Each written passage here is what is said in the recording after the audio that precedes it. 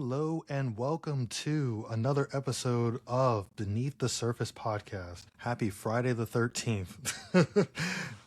Yeah. Today we are having a special guest, my good friend Nick Lanier here. We're going to be talking about where home finds you. So some moments in life splits you into two. There are versions of you that walk into the world wearing a uniform and version that comes back without it. And nobody prepares you for the space between those two cells, the space where everything's familiar, feels distant, and everything inside you feels loud. For a lot of veterans, that's the moment when home stops being a place. It becomes a question. Where do I belong? Who understands this version of me? Who can I trust with all parts of me that I don't recognize yet? Today is an episode whoever stood in the in-between, the messy middle where identity, purpose, and faith collide. It's about the people who hold you together when you feel like you're coming apart, the who remind you that belonging isn't something you return to. It's something that finds you. This is where home finds you. And I'm honored to have my good friend Nick here, a veteran who have served in the U.S. Army from 1999 to 2012. And when he retired at the age of 38, he became a college student at the same school that I went to, St. Leo University, graduating in 2015, where he taught high school for 3 years and became working in higher education. It sounds like a bucket list of stuff. Yeah, we can go into that, right? Since then, he has served as an assistant director of veteran enrollment and recruitment. He's currently the director of Center for Veteran and Military Families and interim directory of Center for Internships and Career Development at Regis College in Weston, Massachusetts. That's a mouthful. Yeah. Happily married for 30 years to his wife, Catherine. He's a proud father of 4 daughters and basically his journey through transition, healing, and chosen family speaks to the hearts of what so many carry silence. Nick, thanks for coming. Oh, absolutely. Thanks for inviting me out. So, Nick, a little bit about yourself aside from that big bio that you sent me over. So, anything that you want to touch upon, and anything that basically what brought you here, like what resonated with you, like anything. Well, I think a lot of it, like it's we all have stories to tell. Like, and you and I have had these conversations offline where I remember when we first met each other, and it's funny to think that it was, what, that long ago. I can't even count the years back because I'll start going crazy. Maybe 10 or 11 years, I think. Just something like that, right? Like it's yeah, it's that.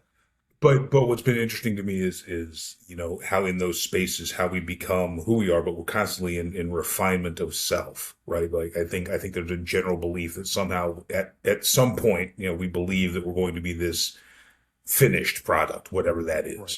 and so that seems to be the goal. What you start to find over time is that that's not it. That there's the motion of life is the thing that helps kind of curate your life experience and help you become who you are. And you see good and you see bad, you make adjustments and do this, that, and the other thing. And it's been fun for me. Obviously, now I can look back a little bit more and kind of go, yeah, I did not imagine, when I was serving in the Army that I'd be sitting at a college, working at a college. Like those two things are so incongruent in thought. But this is where I found myself and where I find myself enjoying what I do. And so that's one of those things. That's one of those lessons I think that you'll learn over time as it starts coming through that you land where you're supposed to, but probably not in the way you thought you'd stick the landing. Right. And that I think for me is kind of where it really kicks off. And I do want to say, I mean, I'm pretty sure you hear this all the time, but thank you for your service. I Oh, appreciate you're quite welcome. As I tell people now, listen, I'm the old dog who barks on a porch. it. I'm not running anymore. I'm too old for that. Like, if you've seen the original Lethal Weapon movie, as I've like more and more, I feel like Danny Glover. Man, I'm too old for this Yep. shit. Like Yep. that. I'm like, yeah, that's exactly it. No, I'm just too old for this. But no, I do know I do appreciate it. And then what's funny is you say that, and I've become more comfortable with saying you're welcome. It's one of those weird things, right? Like, how do you respond to that? Right. Exactly. It's just But again, as I've come to terms with all those things, as I've kind of grown from those experiences, it becomes easier to be able to go, "Oh, you're quite welcome." You know, it's what I was doing at the time, and our country happened to be doing this thing, and I happened to do that thing, That's, and here we are that's now. awesome. That's awesome. So Nick, so let's start at the very beginning, right? So because a lot of veterans, the return is in a generic sense complicated. So I guess when did home feel like that to you in those first days, like when you came home after being served? So the two times I can kind of think off the top of my head. So I was deployed to Iraq twice, and so I have two very different kind of homecoming stories. Um, First one was 2006. And at that point, my youngest daughter, she was born in March of that year. I was home for her birth, but then I was back in Iraq about a week later. And so I came home, I want to say October of that year, as memory serves. It's hard to believe it's been 20 years. That still boggles my mind. And it was funny that, coming home, it was like, I'm coming home. I can't believe I'm coming home. And there's this disbelief, like you're actually there. It's like, oh wow, I made it. I've made it through whatever this experience is, and I'm there. But one of the best memories I have is I had left, and I still have this SpongeBob SquarePants pillow floating around somewhere. That's how my girls could recognize that I was dad, Mm-hmm. right? So little things like that. So there was an immediacy of what home was because again, I'm going home. I am blessed that Catherine has suffered with me, or suffered through me, or just tolerated me for 30 years. I joke with our friends, it's like I'm not so sure it's love as much as it is just morbid curiosity to see what the next stupid thing going to do. Um, but I say it jokingly. Right. But I am blessed that I had that structure, and that she and I had made a decision early on that hey, if you're coming back and you're something's off, you need to make sure you take care of yourself and get some help. So that was an upfront conversation we had back. When I came home the last time, I was hurt. So I had gotten hurt. I ended up, from Iraq to Germany, Germany to the States, and then I ended up having a back surgery in 2010. And so that was different because at that point there was a sense of loss for me. Like there was this recognition that I may not be able to continue in the military. I may not be able to continue this. That one was a bit more sticky, right? Because um, we identify self with what we do. I don't want to speak in gendered language necessarily, but I think men have a general tendency to place value and worth on position or job, right? Again, generally speaking, not trying to offend anyone who listens or watches the podcast, but understanding that there's Yeah. basically that happens.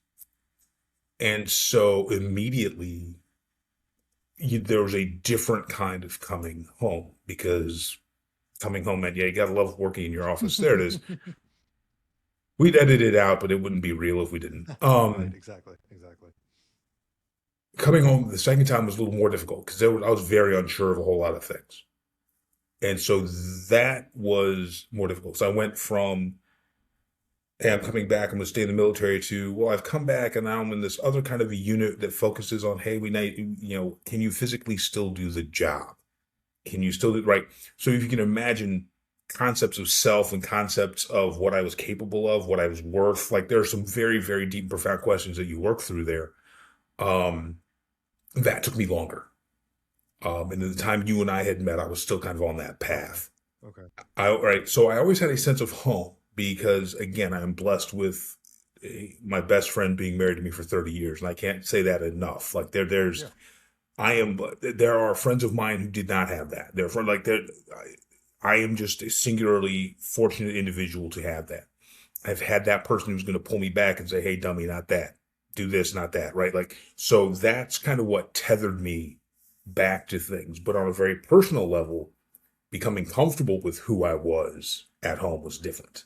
Like I think that's a different question. So coming home, trust me, there's absolutely nothing like it. It's funny. Like the first time you hear the national anthem on U.S. soil after you've been off U.S. soil in a war is a different thing. It's like a foreign Um, concept. well, there's that, but it's like, dude, I'm home. Like I know that song. I'm in the right place where I hear that song. Right. Um, It's just because there's this weird flood of emotions because you're going from something that doesn't make a whole lot of sense to American life, which generally speaking is kind of structured and makes Right, sense, right. right? So that was the other part of this. Like, how do you navigate coming out of structured chaos into something that's less, that's from less structured chaos to slightly more structured. Though, like, so all of those things, I think, is where the complexity of trying to do that occurs. The problem that I see now is that we see it, we generally speaking, as a one-off. Like I've explained to folks before, you know, coming home, like this idea of transition out of the military is really interesting, right? And I think you'll appreciate this. Mhm. When my oldest daughter was born, the moment that happened, I went from married dude to father, like that quick. Yeah. And congratulations at this, and there's a timestamp that says at this time at this location, you are now a father, right? I didn't learn to become a dad. It took me a hot minute to figure that part out. So transition back home is much the same way. Well, you're home. Why aren't you happy? Well, it takes a while to kind of get back and transition into what that thing is. So I have to integrate myself back into, as opposed to it's a one-off and you're Right. done. It's kind And, of like and learning how to walk in a sense, exactly. Well, and it's going back to some of the basics. or riding a bike. Yeah. Yeah. Yeah. Yeah. There you go. That's exactly right. That's awesome. That's crazy because like a lot of people, I mean, I guess in social media and then like even in the media itself, it doesn't quite do it justice enough until you actually gone through it. And I feel like the way Sure. you're explaining it definitely is like I mean, more not more intense, but like just more intricate than versus what you see it because it's like you see the person going into military comes out and boom, like the next scene he's like he finds his love interest and he's able to adjust really quickly. Hallmark's got a hell of a drug for you, man. I tell you what, it can be a card, it can be a movie, but yeah, apparently your life can be figured out in 98 minutes with Yeah, commercials, right? definitely. No, but but no, I say that, and I can say it jokingly, right? But I think too, we we believe, again, I say we, generally human beings, right, believe certain things because it's easy to believe those things, and we enjoy certainty. We enjoy certitude. Oh, well, of course, this is kind of how that happened. Well, no, being a human being is complex, Mm. and the human experience across whatever spectrums that it goes through are quite nuanced, right? I find it in the work that I do now, right? Because so I do career services for college students, and a lot of the conversations I have to have with students revolves around this idea of you're going to something radically different. There are some nuanced rules you kind of need to figure out. My job is to help you learn those rules so you can then do that thing, right? That's generally what it is, and it's more than the nuts and bolts of writing a resume or how do you interview or all these other things. Mhm. Where we get lost is in the nuance. Like what we don't recognize is that the nuanced aspect of what that thing is. Like it's easy for us to, like people love to say, "Well, I just call balls and strikes." Every umpire has a different strike zone, man. Yeah. So, That's beautifully done, said. Yeah, like, I like so, it. so we think about it that way. Of course, there's nuance there. There's going to be eaches. There are going to be other things that influence what that is, and if we don't have an eye towards that, then what we're doing is we're denying the human agency of a human being just being human. Right, right. Well, gee, why can't you just look like see also this post or see also this thing or see all because that's not human. It's at its very nature. Right, right. It's not a human thing.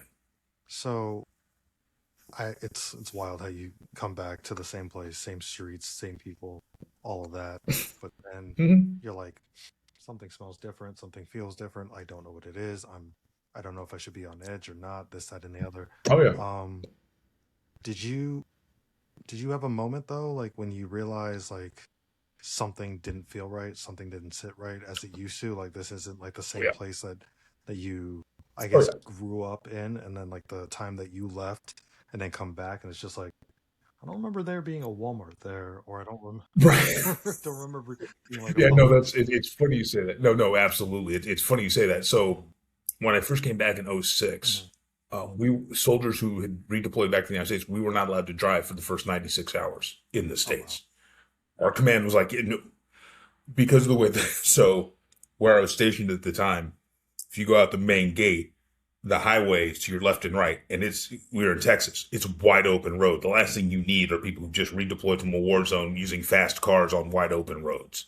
Right, that was the thought process. Well, because part of it is you do become a weird adrenaline junkie. Okay. It just because I joke now like if you're driving and somebody kind of swerves into your lane while you're driving and you have that Yeah.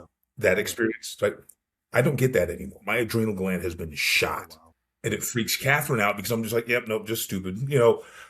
But it's because it had been pinged for so long that now it's like, okay, yeah, got it, got it, got it. I don't know if that's necessarily a great thing, um, but it's when you've been keyed up for that long doing those kinds of things in that way, that you still have the desire. You want the rush. Was it? Couple things. Go ahead. Sorry. Well, I'm sorry. No, so a couple things, right? When we talk about something didn't fit, I came home on a Tuesday. Okay. Now, again, this is 20 years ago. It was a Tuesday, and I know that because it was trash day. Hmm. And so, Kat picks me up. We got the girls in the car. We're going back to the house. And as we're coming off the corner, all I see are dumped trash barrels on the side of the road. Understand, when I left Iraq in 2006, that's right as insurgency was going hot and heavy. Okay. And so IEDs were the name of the game. And so if anything looked out of place, you wired for sound. Yeah. Literally, I see one.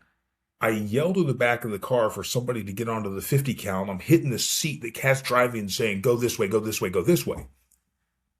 Those are the kinds of things where it's like, oh, wait,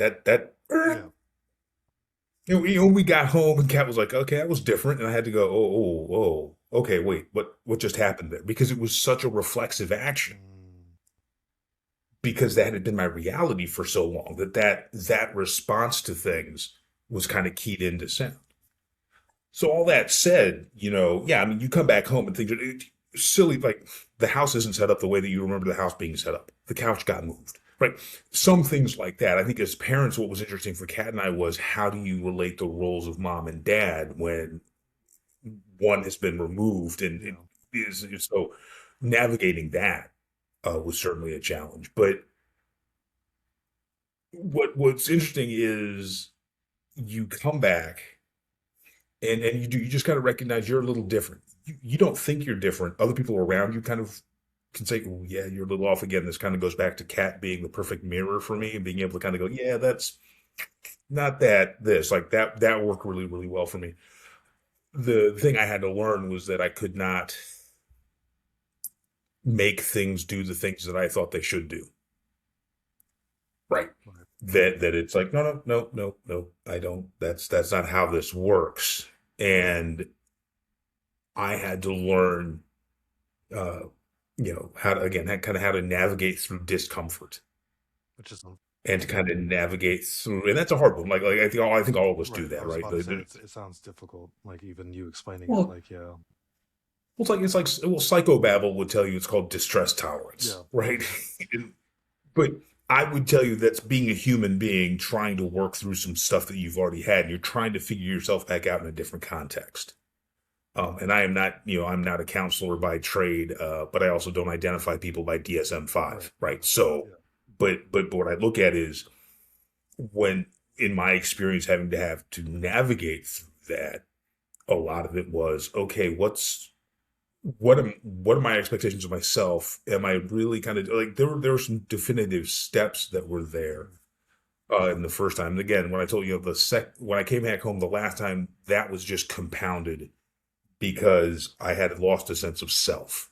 I had lost a sense of purpose and reason. Right. I had no earthly clue who I was or what I was going to do. And so that was a harder adjustment to make because, again, you met me on my trail Hmm. as I was kind of coming through all this stuff. I was more Sergeant Lanier than Nick. I'm much more Nick now, Okay. Okay. right? Right. But as I've made it through and as I've worked through that stuff, like I said, regaining sense of self after that is probably the hardest part. It is trying to figure out who am I exactly, what is my value, what is my worth, what exactly is important, what isn't important.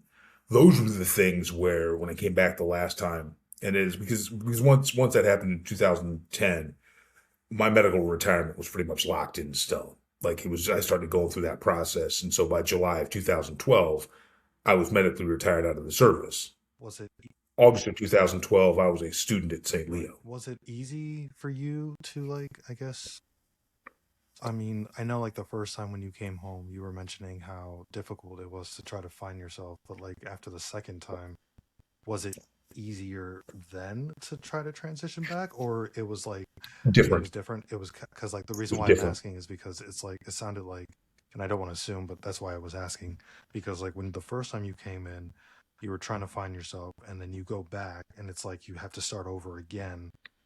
Yeah, So I didn't know if it was like, that's certainly a part of it. mhm, No, you're absolutely right. That's certainly part of it. You, if we're smart human beings, yeah, right? We're develop. Right, yeah, this is a big cat. We're smart human, but we're building a toolkit, and if we're smarter, then we're using the tools. right, I I can right now. How effectively did I do that? I don't know. Again, I wouldn't go with easier. I would go with different. hmm, Because I was facing different types of stressors and variables that I did not the first time. okay, And so for me, that last time was much more difficult because I was no longer going to be in the army. I was no longer being a part of a unit. I was no longer going to have this life that I had lived for up to 13 years. That was now going to be gone. And I was staring in the face of, oh crud, how do I take care of my wife and my kids? And I've got all this, like, how do I, that was where it got much heavier and much more difficult because I was now dealing in a space that I didn't understand that had preconceived notions about what a veteran was, right? yeah, And so I learned really quickly about what biases were there, be them unconscious or conscious. I've learned a lot about people's expectations of what a veteran is or isn't. Like I've learned a lot of this stuff kind of on the fly. And then, to come back to something I know we'll talk about a little bit later, is I found my tribe. I found my crew. And I was, okay, like this is going to work in a way where I'm able to do it because again, I was still figuring myself out, right? I still joke, this is still true to this day, right? I feel like I am mentally 25. right, right, I am physically not that. yeah, yeah, Right, like shoveling the snow we were talking yeah, about. Yeah, no, yeah. I'd like to thank all the snow that we got up here in Boston, I immediately went, oh no, I'm not that yeah, young. Youch. But it's still in there. So as I was kind of coming through that second time, mm, and Kat and I decided to do the things we did that got us to Florida, and we get down there, and I'm starting to go to school and all that stuff. It was an attempt to kind of figure out, like at first it bought time right, because what I recognized when I got to St. Leo was I need this piece of paper to sit there and justify all this work experience I have because I need to get a job that's going to take care of my family. Like that was the math problem. But in those 3 years I was there, I was able to develop some really strong relationships and meet some really awesome people. I'm like, oh, okay. And people don't want to know me just because, oh, I'm Nick and I was a veteran. Like that, I became more than that. That kind of helped me throughout my path. that's awesome. That's really awesome. So now from that, and then moving Hmm. into, and I'm using this term like loosely, the messy middle, right? So Yep. I want to talk about like the in between space. So not when you were in uniform, but not yet who Mhm. you were becoming. Um, what was that identity shift like? Because you were saying that like you were talking about it a little bit earlier. Yeah. So like, what was that identity shift like for you? So for me, it was funny, and I can look back on that now and say that, right? It was when I first got into, well, again, I was 38 going into college, so I was, 20 years older than anybody around me, and so what I was trying to figure out was what I was going to do next. That was, yeah, the math problem I had to deal with was different than the math problem of many of all my peers, darn near. Mhm. And so, of course, I'm looking at this. But what I found was there are certain things that I liked to do that I did not know that I liked to do. Right. So it was really intriguing to me because I was introduced to parts of myself that I didn't know existed. And that I really wanted to kind of go, oh, this is much more interesting. Right. It was easier to start shedding off part of the military stuff. Like I said, I don't know if you can see behind me, but I've got like one military thing that's over my shoulder here. And that's from when I was in Korea. Like Oh that's wow. Okay. that well, just because that was a great time for me. But there's also, if you look at my office where I'm at now, there's nothing else military in my office, right? And that's purposeful. But as I think back to the time, especially when you and I met, and we start getting into that milieu, because that for me, that time was the middle. Hmm. I think what I started to figure out was like, I found out that I like to read, I like to write. I started to, I was like, oh, I like trying this kind of stuff out. Right. And I was able to kind of explore different avenues and different things that remember, I hadn't got when I got to college, I hadn't written a paper since Bill Clinton was president. Oh wow. Okay. Yeah. Yeah, Yeah. yeah. Clinton was in office when I wrote my last English paper, and now all of a sudden it's 2012 and President Obama's in office. Like Yeah. That's a big. there's been some That's a time. big shift. There's been some time. Yeah, just a little bit of time, right? So if you can imagine, but it's all that stuff. But I also was learning how do I manage relationships and deal with people is the other thing that I had to deal with. My first semester was really, really, really difficult. Like that first semester for me was really hard. I could dig into books, I could get into the studying. I was frustrated by students that were around me. And again, because I had a different math problem, I can look back on this now and go, okay, there's where my frustration point was. I was very much a straight line distance person at that. I'm like, listen, I have to get this at this level because if I don't, this is not good. So I was looking at it from a very, very different point of view when it came like that. It sounded like you had like a blueprint, and it's like you had to adjust it like each time. A little bit, yeah. I think I knew what the end state had to be, Okay. right? So I knew I had to get a college degree. Full stop. That was the now how I got there. Okay, we're gonna maneuver some stuff around, right? Right. Um, but it was funny. It was a military thought that came into my head that actually made my time at St. Leo go a lot better. And it's what's funny is it still stays with me today because I was, again, increasingly frustrated being in classrooms with 18-year-olds. I'm 38, and I didn't understand the cognitive dissonance that I held, and I do now. What I understood and I immediately went to is, oh wait, they're 18. They're just like the privates I had to train. They don't know what they don't know. Okay. So there's a level of grace where I was like, oh, okay, they're 18. Got it. The cognitive dissonance kicks in is that my experience prior to that says I have seen 18 to 22-year-old people do incredible things. And so stop saying it's hard. You're built for hard, right? Like that's still, that's where that dissonance was kicking in. What's funny is I can look now and as I speak to students, especially about going into the workforce, and if you look at economic data right now, it's a fight. Right. Right. But it's convincing young people, hey, listen, you're built for hard. You're built to do this. Right. So don't believe that you're incapable of doing it, but that you're able to work through those things to get there. So for me, having that amount of grace with my fellow students allowed me to have grace with myself and go, okay, let me figure out how this is really going to go. And it was from there that I started to kind of blossom, if that is such a thing. But that's when I started working as a tutor. That's when I started kind of hanging out a little bit more. That's when all of that started to happen because I was able to step back enough and go, okay, you know what? It makes no sense for me to be this keyed up and this wired for sound. But in that time, Understand they're young people. mhm. But in that time frame, And in the messy middle, though, was there like, did you have to put on that facade though, like that you had to like perform a version of yourself just so other people were comfortable around you, or you just oh yeah, like, oh yeah, oh absolutely, absolutely. Masking is a very real thing. yeah, Yeah, it's like very rarely would I let it drop. I think it dropped a couple times. One time was in a class where I absolutely just put a professor on blast and just like the I don't care. I'm going to talk to you like this because you're let me. Yeah, oftentimes it was. It was here. I would show you this much of me, right? Mm. And again, a lot of that was on purpose because again, the age difference and things like Right, that. right. There were some areas where I'd show more, somewhere I'd show less. What I've become more comfortable with as time moved on now is I am now comfortable with who I am. But in much the same way any college student or any person who's younger is doing that, you're not trying to show all the stuff. Right. Right.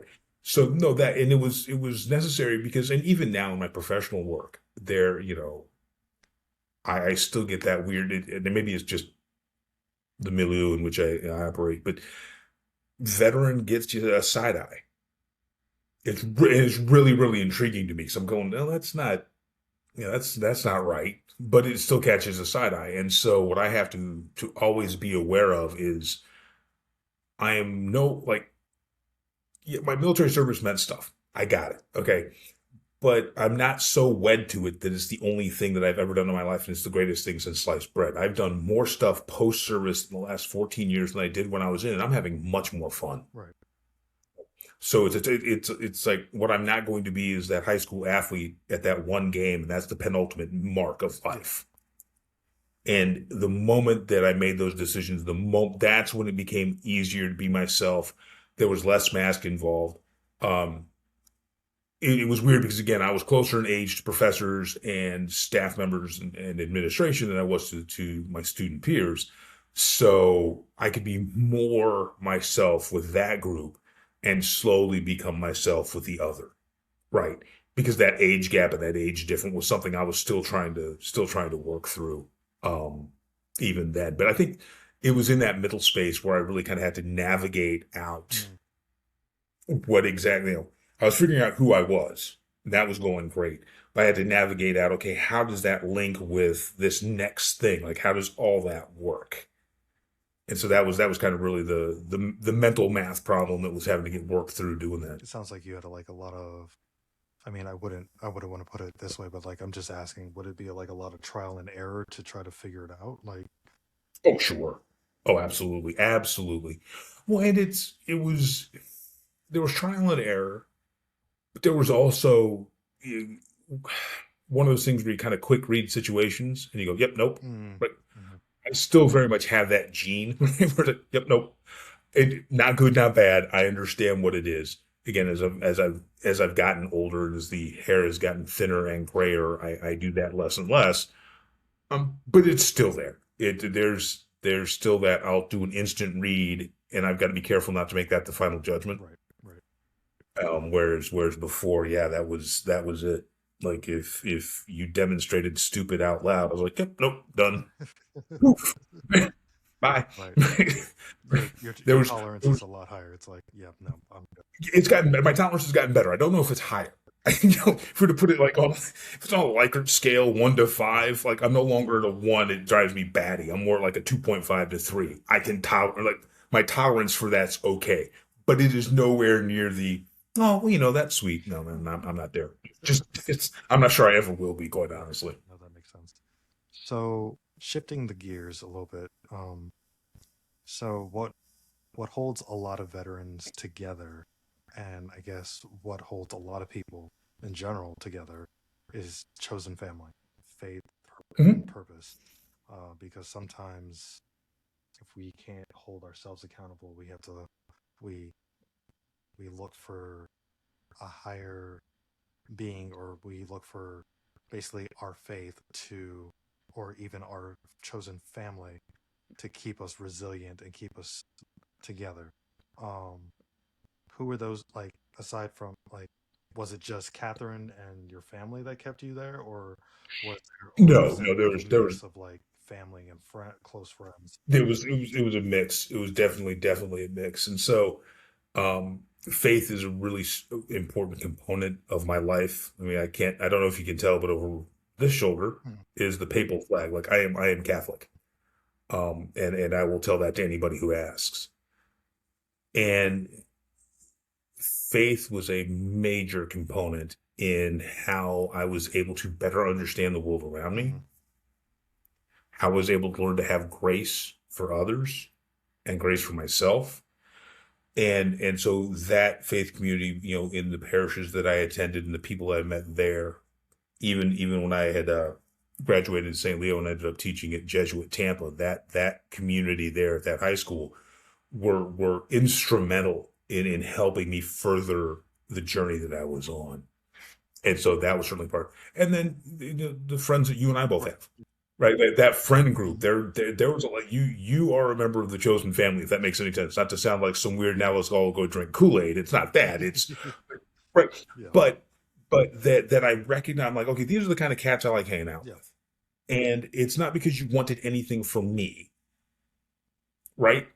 It was okay. These are kind of cool individuals that are figuring some stuff out, and I'm an older dude. Maybe I can kind of give them a couple pointers here or there, and it started like that. That really, really helped me. What made me healthier was understanding that my values started to change a little bit, and so I was not just this dude floating elsewhere, but again, I joke about being the big, an old dog on the porch, Right. but there's some truth to that, right? There's some absolute truth to that, where in engaging younger people and having deeper conversations, because I think I told this to you, like I was the disinterested third party adult, Right. Right. right? Yeah. I wasn't your parent, I wasn't, and I didn't know any background of anybody. I knew you. And because of that, we were able to develop relationships that were based on that and not on, oh, I remember when Danny was dot, dot, dot, because I don't. I know you, right? As you've presented Yeah. yourself to me and as I've presented myself to you, this is who I Exactly. know. That was, I think, another big healthy shift where I was able to go, oh, okay, cool. Like this, the nature of these relationships are now ones where it's not about give or take. It's not quid pro quo. It's just let's sit down, chat. How can I help you out? Do you have questions? I have questions. We can do that. It was much more organic, and it's in that space where I was able to again kind of build this little community that I said we still talk on the phone, Yeah. Of right? course. Like Yeah. it's Yeah. Yeah. Definitely. For right. sure. You know what I'm saying? That was, and I think that was the other component. And I think when you're going through changes or when you've dealt with some trauma or when you've dealt with things that cause mental anguish, trying to find individuals you can be yourself with or at least develop relationships with that are not preconceived, that are not based on their preconceived notion of you or your preconceived notion of them, that allows for that actual connection to be made, Right. right, over space and time. Because Um, it's not force, like you said. no, It's not like, oh, I have to be friends with him because we're in the same class, or I right, have to be nice to him because he's a veteran, or right. one of those Yeah, things. it's just, Yeah. No, I get it. it's like, dude, it's like you're an intriguing person. I'd like to get to know you Exactly. better. Exactly. And there it Yeah. is. And it's done in such ways to where again, it's not contrived either, right? Like I you know, the relationships that I have now are very close to me because I worked hard to build those Mhm. and simultaneously value those friendships and those relationships that I have. And there are some that have come and gone. There are some that'll stick. And like this is just the nature of human beings in life, right? But it's when you are open enough to being able to go and develop those kinds of relationships, what you find is that and it's so cliche, it's the old you're not in this alone or things like that. But what you're able to do is actually develop connection Right. in perhaps a way that you didn't quite conceive of yourself being able to develop connection. Right. And that's I think that was kind of the cool part. Because, if we were to sit there and say, okay, Danny, when I met you, you were 18, 19 Roughly. Yeah. 18, 19. Yeah. ish. Yeah. Yeah. Okay. And I was 38. That 19-year age gap's like, how the heck does that work? Right. Right. Like none of that makes logical sense. Yeah. Right. Right. But here we are now. And it's like, all right, cool. Yeah. What's up? Right. But that was built then. It was built with, okay, I remember you telling me stories about your family, kind of how you came up and all that good stuff. And I shared stories with you about my family. It was like, oh, okay, all right, got it, got it, got it, got it. And then all of a sudden it was like, oh, wait, this is an adult relationship. Yeah. Yeah. And that's where it Yeah. works. Right. I hope that I never spoke down to you. No, Like no, I no, no. don't, Of like, course you know not. what I'm saying? My memory is crap Yeah. anyway. So is But mine. Fatherhood. but it's like short-term memory is horrible. Long-term memory, I'm kind of okay. Yeah. Like, Yeah. but Yeah. short-term, it's rough. But it was one of those where I never wanted people to feel like, oh, he's just kind of doing this because I'm this guy Yeah. Yeah. or I'm Yeah. this Yeah. kid or whatever. No, it was never about that. And it's been fun now catching back up and being, oh, okay, so this is how, like, that's the joy of the relationship. That's the joy of those connections. That's when you're talking about having community that you Yeah. build, that's not compelled, but it's built, that's what kind of gives you the Yeah. oomph. Now, there are some downsides to that.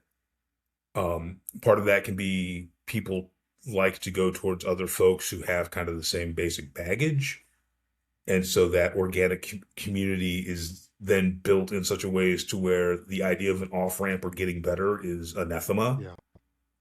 right? Like if you do that, you're not a part of the group anymore. Well, wait a second, right? So there are some things that are there, but generally speaking, if you're coming at things from a human standpoint, you're going to find other cool humans to get to Yeah, know. and it's like I think you put it gracefully when you said like, or even eloquently when you said that like you want conversations or relationships that are organically grown because like I could say like it's not even in friendships but like in relationships too, like with like whether you find like a significant other, like you want to find someone that challenges you but someone that brings out the best in you. You don't want someone that's like so closely similar to you because then it becomes, and I'm gonna put this lightly, it becomes awkward in a relationship because it's like, oh, what do you like?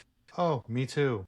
It's like kind of like where there's no, I guess, structure. There's no what's the word I'm looking for? There's no like depth in like the There you relationship, go. and it's just like if you're gonna just hang around with the same kind of people, then it's just like, are you guys really friends? If you're hanging out with like, you might as well just talk to yourself in the mirror and just and have that conversation. But I think too, though, that the difficulty is if you're in a relationship and if you're in conversation with people with whom you're friends and you've built these organic relationships, that means you've built tolerance to being able to hear things that are different than what you Yeah. think. And I do not know if that occurs at the same rate now as it did in the past. Just Yeah. what I mean. I think we live in we live in a space where people enjoy being right Yeah. and don't necessarily enjoy hearing anything other than what they think is Yeah. right. Not good, not bad. I'm just, as a Of course. statement Yeah. of how people tend to But operate. I do think you're right though. I think people have a one-track mind where if they're right, they're going to be right until they're blue in the face, and if you don't agree with them or if you don't, I guess, sympathize with who they are and what they stand for, they're going to walk out of your life and they're going to not even bat an eye and they'd be like, I don't like this person just because he doesn't agree Yep. with me. And it's just like, but at the same time, like if you're not open to change and if you're not open to, I want to say, um, being uniquely, authentically yourself, then that relationship is probably like if it goes elsewhere, like if it's not the best thing in the world and you guys decide to go different different paths, then it's like I didn't really need this person because this person didn't really like challenge me or basically hardened me to be more respectful in my space or in my comfortability because it's like because then you're just like you don't have a backbone. You're just submissive to everything, right? So Yeah. it's tough. No, I think it is. Here's kind of what I've noticed is that you don't get to claim your agency by denying somebody else's agency. I love that. That's great. Does that make sense? And I know it's weird, but agency is kind of one of those big words. It's like, listen, I don't gain agency by removing yours to make sure I'm more Yeah. correct. Yeah. Right. That just doesn't pass a basic how you interact with human beings Right. test. I think unfortunately there are times where that aspect of the human being organically building relationships and connections with others is completely lost. And we can view that across any number of lenses across the space. But I think that if you are so intent on your rightness Hmm. to gain agency by removing somebody else's agency, then there are larger questions at play. Yeah. Like there are bigger things we need to have a conversation Of about. course. Yeah. Um, and that I think is where we find ourselves now. Not to go off on a tangent, but as we think about this, like this idea of being held together, this idea of having a group of family, a crew, whatever you want to call it, that helps you. If that is only reaffirming certain things by denying agency to other people, that's a problem. And I think we live in a time now where agency removal of people is the way to go about doing things. I think that's just how people tend to operate. And we will other human beings with a quickness based on any number of Yeah. things. And when that is the space which you occupy, it is harder and harder to grow normal human organic relationships of people with different backgrounds kind of come into something and say, oh, cool, what's your background? Oh, cool, what's yours? Let's talk. Right. Right. That's completely lost, Yeah. right? Because there's like this weird litmus test. Oh, but wait, before you need to show me the following things, blah, blah, blah, blah, right? There's this Yeah. litany of things you can run through. Like yeah, sorry, I'm not going to show you my voting record for the last 35 years. Right. Like, but it's weird. It's just really, really, really weird. And you lose the humanity of things. It's also kind of like, Humanity is messy, man. That's just what we are. Like human beings. Listen, we have capacity for all kinds of stuff, good and evil. Um, so it's like one, be honest about that, and two, try not to be evil. yeah. It, You'd think it's easy, yeah. but It's kind of funny too, like how times have changed a lot for us because like I remember growing up and I think like everybody has this notion it's like don't talk to strangers, don't get in cars with strange people. Um what else? And basically like if you see something like if you see someone look funny or whatever, like just look the other way and keep going. But now it's like we have like Ubers and Lyfts where we get into cars with yeah, strange people to yep, go yep. And from we're gonna pay them yeah money. to pay the There money to get from like point A to point B. Then we also have, and then we have what people say is like don't talk to strange people. Now it's networking. So yeah. Or name the app that you try and find people to oh my connect god, with. yeah. And Yeah, dude, don't talk to strangers. But this app here, dude, come exchange on business now. cards like this is my business Yeah, card, this is yours, and yep, it's like exactly. time has changed. Um, Well, but it's crazy. you know what's funny Hmm. is, and you're absolutely right. Like we have become like like see something, say something. It is one of the most interesting things that I think about. I'm like, I don't need to worry about the surveillance state. We're already doing Yep. it. Yep. Like, and we said that makes you a good person. Like, well, yeah, I don't know if you watched the Super Bowl, like they had a ring commercial where it's like, oh, if we see this, then we're gonna turn all the Yep. rings Yep. on, and I'm kind of going, oh yeah, we have fully like I remember, like I said, it wasn't like that long ago, right? Where wow, wait, I'm on Facebook and now there's an ad that talks about the thing I was talking about, like that. Remember The that whole bit? algorithm thing. Yeah, Yeah. that was like understand that was 15 years ago. That's insane. Like that's 15 years ago, and people are like, "Oh, I don't like this Yeah. algorithm." No. No. No. No. Fools! Now you're connecting your front door to the internet, and you're worried about that Yeah. algorithm. There's been a couple Like, times. we've embraced this, and it is so odd to me. Like I joke with Kat all the time. I'm like, "Listen, I hate my cell phone. Yeah. I literally I like hate is a strong word, but I really do. I want a phone that does the Yeah. following: answer that you can call me, you can text. That's it. Yeah. I don't need any of the other bells. Almost Oh. like I sound like an old curmudgeon when I say this, but it's true. Where it's like, hmm, I'm always going to come back to this point. Does this tool help me build organic, long-lasting human connection or Right. not? Right. Right. That so based on everything we've talked about previously, Hmm. reason why I'm where I'm at now, the reason why I've been able to kind of make it through some of the things I've made it through now, the reason why I've been that's it. Hmm. I'm not so sure that that particular tool is the best tool by which to make organic human Right. connection. And I think sometimes it's used for that, or it's used to make a connection. And then you end up in this space where, but that's not what I was looking for. And you feel more and more alone, even though you are more and more connected with everybody. Yeah. It's like we're the most connected, most isolated human beings. It is wild to me. Yeah. No. Definitely. Um, Definitely. that's how it Yeah. played. It's crazy too because it's just like you first have like these like I guess like wholesome conversations where you could talk about literally this, that, and the other, and then it goes from then we're gonna be like living in like Wall-E, like the movie Wall-E, age where like we're Yeah. just sitting in chairs looking at a screen the entire time, um, and basically we don't know, and then it's just like you see a plant and it's like, what's a plant?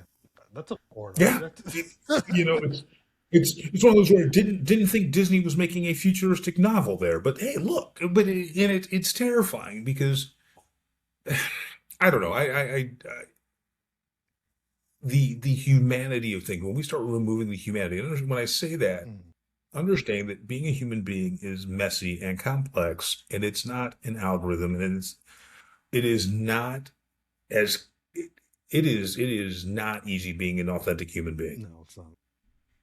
right? And I think sometimes we, I think sometimes people want such clarity and want it to be so much more simple than being a human being actually is. Yeah, It's hard it work, is. and it's hard to meet people, and it's hard to make connections, and it is hard to put yourself out there, and it is hard to get rejected, and it's hard. Like, Yeah. but as human beings, our species has somehow evolved over time to be able to do this, Mm, and I find it interesting that in an age where again you can be connected to every human being in the world, but you're utterly alone, sitting in your floating chair as you go to the concourse because, oh look, the pool is open, right? Like that's very much where it goes. So I find that paradox to be really really interesting. You know, just generally speaking, not even about anything else. no, Just yeah, I I find that to mean, be pretty you're right blissful. because it's like, because at the end of the day, it's like you have 1,000 friends on Facebook, but how many of those can you actually depend on and actually pick up on a Yeah. phone and actually have a conversation, like a authentic relationship and conversation? So it's tough. Well, well, or there's how about this one? What's the difference between a friend and an acquaintance? Mm, Right, like acquaintance is a lost word. yeah, yeah, it I is. got I got some friends. I have a lot more acquaintances, but I have some friends. I can count my friends. Yeah, yeah, no, definitely.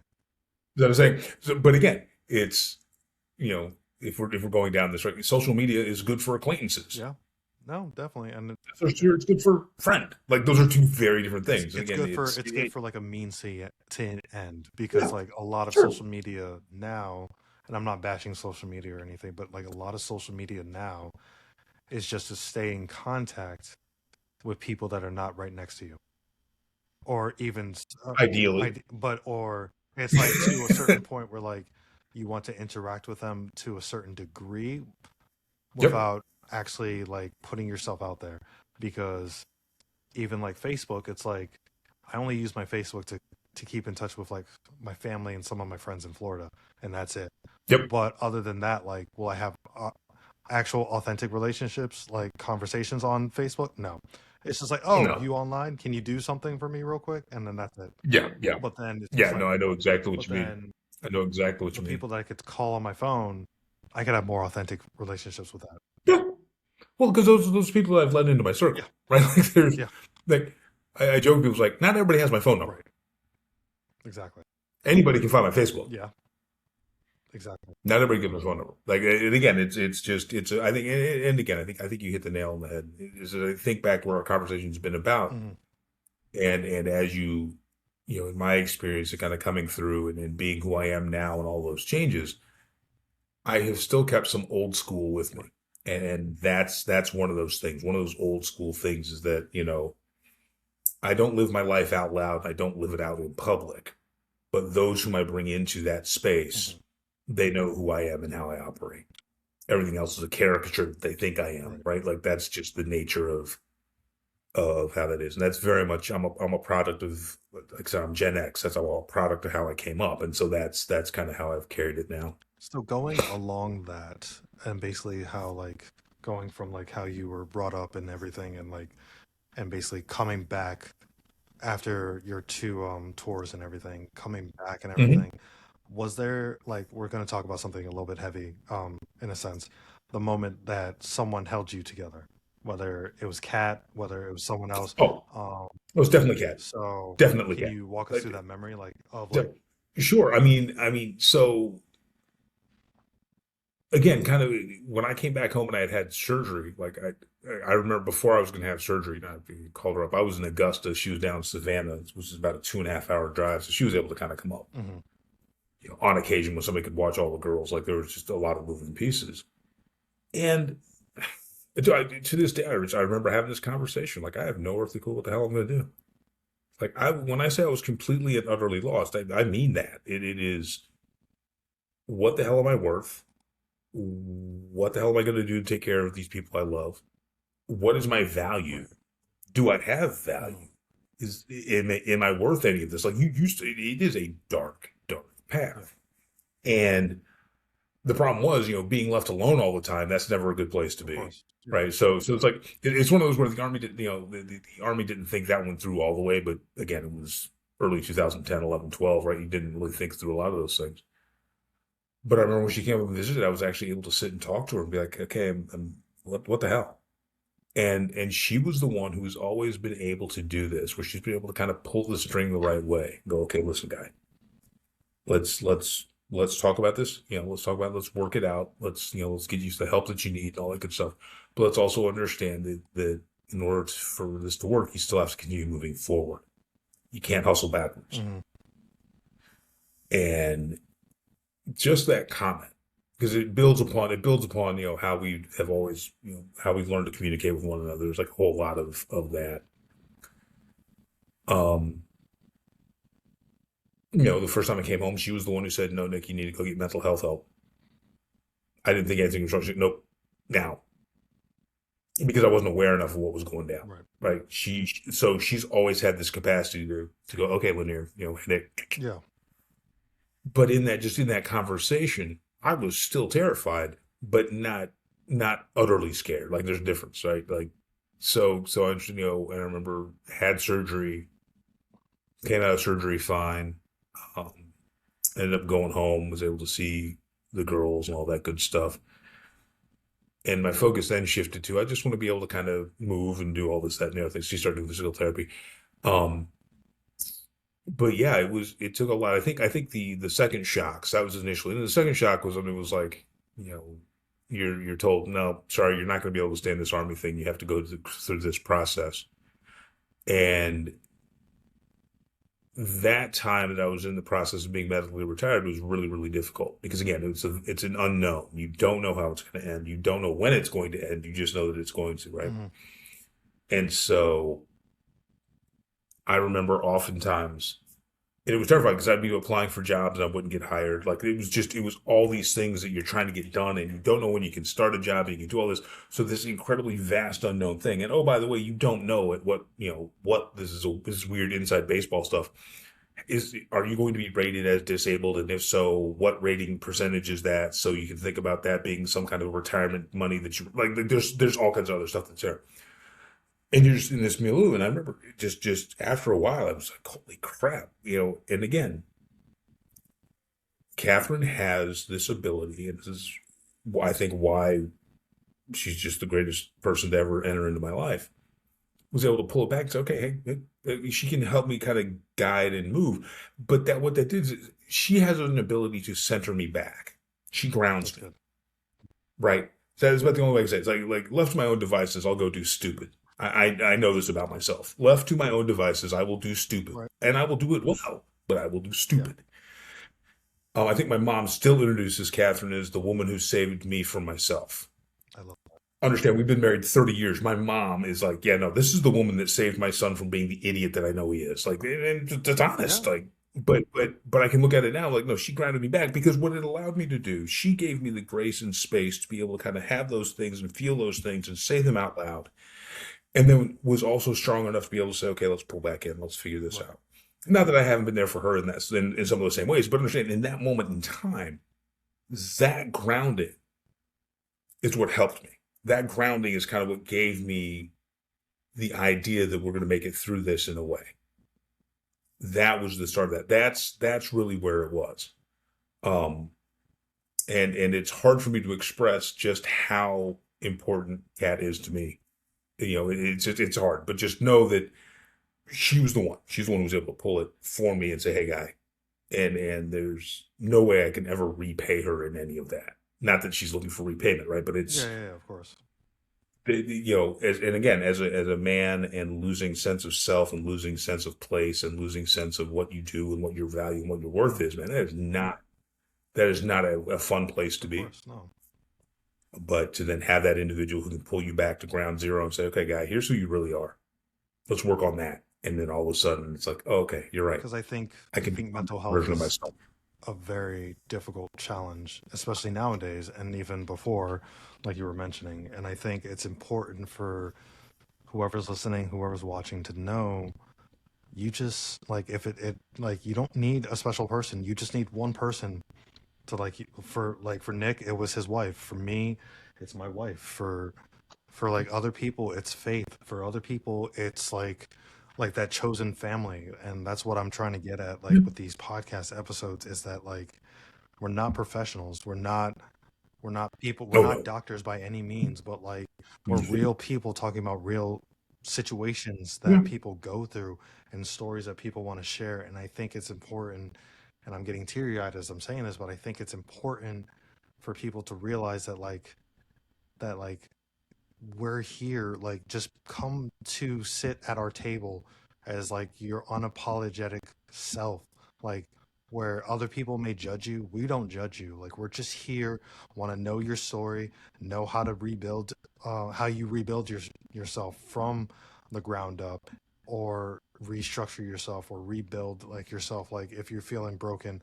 But I think it's important for people to realize that like that what I intent like for all intents and purposes this podcast, if this podcast touches one person, like with all the episodes that I've had, like with different guest stars that I've had, like if there's only one person that it affects and it basically helps, that's fine. I don't care.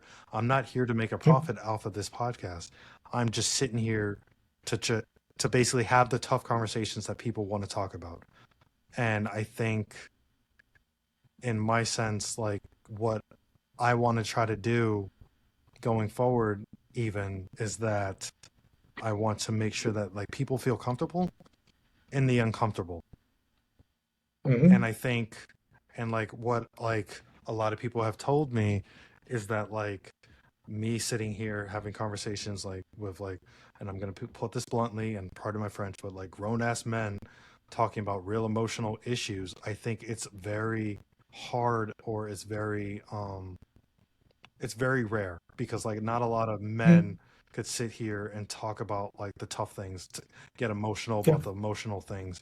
Sure. And it's like because like we're providers, we're hard grown men, like we're metaphorically like physique, we're have to carry this weight on Right. our shoulder to do things, but we can't be ourselves, we can't be emotional, we can't let this side of ourselves grow, like show, because then people look at us differently, or we're too sensitive, or we're too like not in touch with our emotions in a sense. And like a lot of phrases, and I'll even say this in the next episode, it's like a lot of these phrases that were, I guess, like extreme in a sense, like basically being sensitive, emotional, like it's just us being ourselves. And I think we need to break Right. that norm of like this is what the world sees us, this is what how we should be in the world, and basically take it back and be like this is who we are, and this is what Mhm. we need to be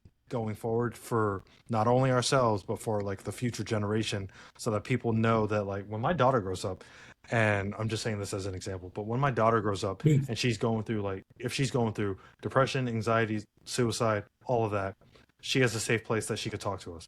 Like we won't blow Yeah. this off and we won't be like, oh no, go see a Right. therapist. Like we don't talk about this in that house. Because when I was Yeah. growing up, growing through those issues, um, at first, my parents basically shut it down. They were like, "Nope, we can't talk about this. They're gonna see Right. this as a sign of weakness. Like, just bottle it up. Don't talk about it." But the minute I talk about it in my book, in my first book that I wrote about like my accounts of depression, anxiety, and everything, and then after my mom read it and after my dad read it, they had a different conversation where they're just like, I'm glad that you actually talked about this in the book. I'm glad that you're actually being open. Um, Right. and I'm glad that you're willing to share that part of you with people that like are vulnerable in a sense to like try to like understand themselves. And even though like my book, like friends, family bought it, like, and we sold like over 100 copies, that's not the point. But when my niece texted me, as soon as like she read it and she's like, you saved my life with this book, Yeah. that was like the end all Well, be all. That was like, that's the win, yeah, right? that That's was the the win win. that I needed. That was like, okay, Yep. I helped my Well, niece. That's it. I don't care what that's else it. Yep. happens. Yeah. There it is. And I think it's interesting too, right? So when we talk about, how men experience the world is something I think that a lot of people just don't talk Yeah. about, and for whatever reason, right? Because they're stereotypical thought, whatever it is. I kind of leave it like this. Um, if there's anything that I try and do every day, right, the basic idea would be try and be a better human being by 1% every day. I'm not trying to move mountains. I'm not right like, but if I'm trying to be better, it means I'm comfortable enough with myself to know that I've probably screwed it up earlier. Or there's places where I can always improve.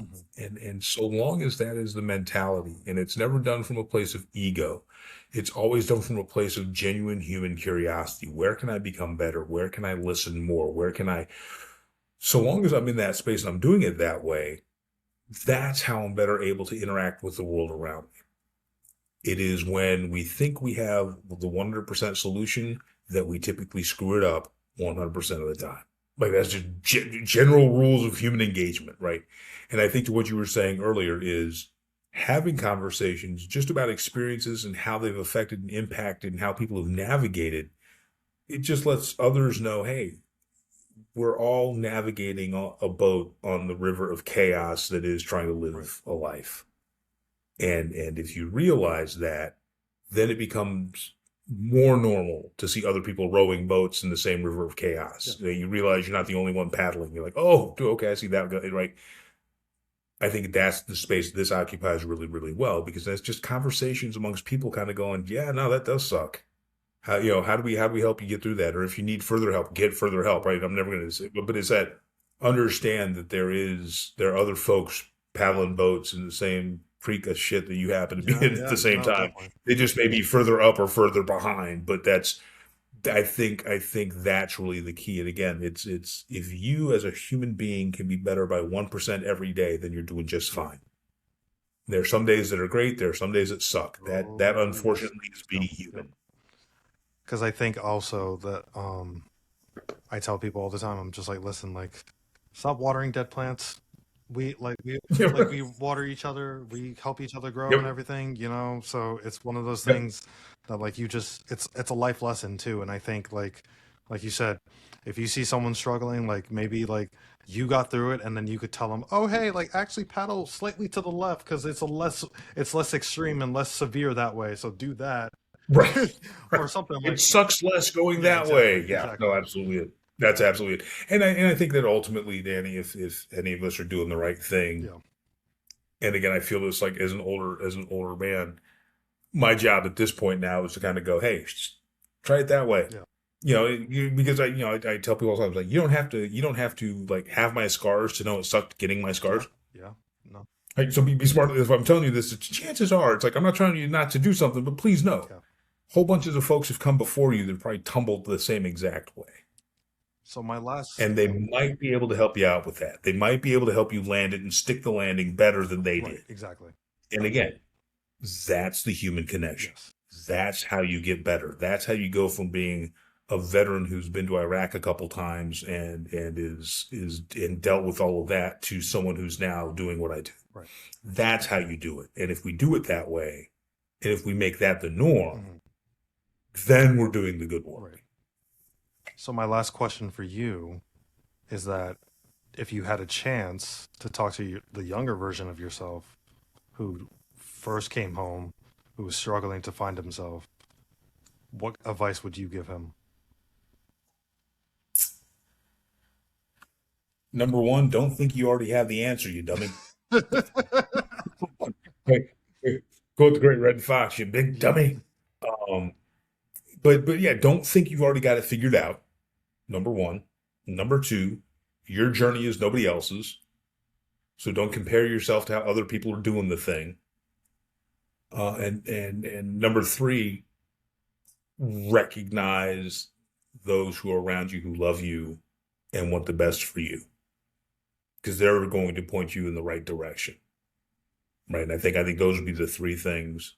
And I learned all three of those at different times, Yeah. but right, but those are the big three. Where like I just and the other part I think it would say is you're going to be okay. Like it's going to land differently, and it may not land in the way you think it would, or this, that, other thing, but you're going to be okay. As cliche as it You, sounds. as right, as dopey as that sounds, you believe it or not, you'll be all right Yeah. because you're built for hard and you can do hard. Yeah. And I think that speaks volumes. So not only the young, like if you had the chance to speak to the younger version of you, but I think that speaks volumes for a lot of people going through, whether it's like PTSD from their tours or just mental health in general. Yeah. Like just, and that's where like it intertwines, right? Like a lot of things that we talked about intertwine with mental health. And I think it's definitely great that we talked about this and we kind of like opened up like this. But I do want to thank you again Oh, for absolutely. diving beneath the surface with us on this. I mean, this was Absolutely. It's my pleasure, my this was a friend. great conversation.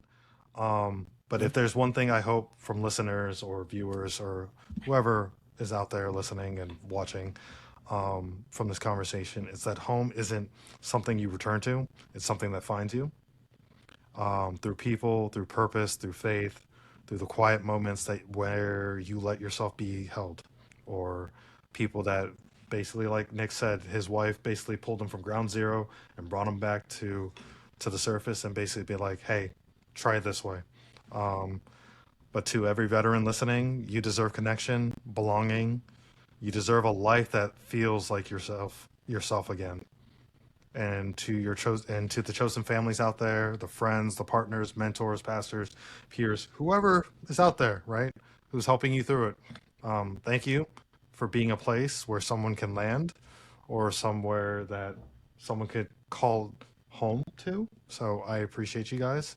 Um, but that's it from us. I'm Danny. I'm not Danny. I'm Nick. All right, my But friend. Be well, all yep, right? until next time, keep breathing, keep becoming, and keep going beneath the surface. Thanks, guys.